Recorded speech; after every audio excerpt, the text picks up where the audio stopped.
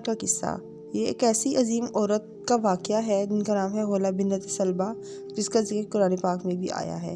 واقعہ کی تفصیل کچھ یوں ہے کہ ایک دن حولہ کے شوہر اوس بن صامت نے غصے میں ان سے کہا کہ تم مجھ پر میری ماں کی طرح حرام ہو۔ یہ جملہ اس وقت زہار کہلاتا تھا اور اس کا مطلب تھا کہ شوہر بیوی سے ہمیشہ کے لیے علیحدگی اختیار کر لیتا ہے، جس کے بعد رجوع ممکن نہیں ہوتا۔ جب حولہ نے یہ بات سنی تو وہ سخت پریشان ہوئیں اور فوراً نبی پاک صلی اللہ علیہ وآلہ وسلم کی خدمت میں حاضر ہوئیں۔ انہوں نے اپنے شوہر کی غربت، اپنی قربانی اور بچوں کی حالت زار کا ذکر کرتے ہوئے زہار کے حکم کے بارے میں سوال کیا۔ رسول اکرم صلی اللہ علیہ وآلہ وسلم ان کے سوالات کو سنتے رہے اور حولہ کی بے بسی اور دکھ سن کر خود بھی غمگین ہو گئے۔ قرآن میں زہار کا حکم جو ہے وہ اس دوران ہوا کہ اللہ تعالیٰ نے وحی نازل فرمائی جس میں اس مسئلے کا حل پیش کیا گیا۔ سورۃ مجادلہ کی آیات میں کہا گیا کہ اللہ نے اس عورت کی بات سن لی جو تم سے اپنے شوہر کے بارے میں جھگڑ رہی تھی اور اللہ سے فریاد کر رہی تھی، اور اللہ تم دونوں کے مکالمے کو سن رہا تھا۔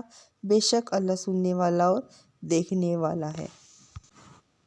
اللہ تعالیٰ نے زہار کا کفارہ مقرر فرمایا جس میں یہ شامل تھا کہ ایک غلام کو آزاد کرنا ہے۔ اگر یہ ممکن نہ ہو تو مسلسل 60 یعنی کہ 2 مہینے کے روزے رکھنے ہیں جو کہ 60 دن پر مشتمل ہوں گے، اور اگر یہ بھی نہ رکھ سکے تو پھر 60 مساکین کو کھانا کھلانا ہے۔ حولہ کی قربانی اور استقامت کو دیکھتے ہوئے یہ حکم نازل ہوا۔ رسول اکرم صلی اللہ علیہ وآلہ وسلم نے اوس بن صامت کو کفارہ ادا کرنے کا حکم دیا اور ان کے نکاح کو برقرار رکھا۔ حولہ کا رتبہ اتنا بلند تھا کہ جب حضرت عمر بن خطاب رضی اللہ تعالیٰ عنہ کے سامنے وہ آئیں اور ان سے مخاطب ہوئیں تو حضرت عمر رضی اللہ تعالیٰ عنہ نے انتہائی احترام سے ان کی بات سنی۔ جب کسی نے پوچھا کہ آپ اس عورت کو اتنا کیوں وقت دے رہے ہیں تو حضرت عمر نے فرمایا کہ یہ وہ عورت ہے جس کی بات اللہ نے 7 آسمانوں کے اوپر سے سنی، تو کیا عمر اس کی بات نہ سنے؟ پھر اس قصے سے ہمیں جو سبق ملتا ہے وہ یہ ہے کہ عورت کے حقوق کو نظر انداز نہیں کرنا چاہیے۔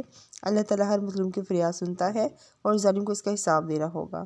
یہ حولہ بنت سلبہ کی استقامت، صبر اور عزت نفس کی ایک اعلیٰ مثال ہے۔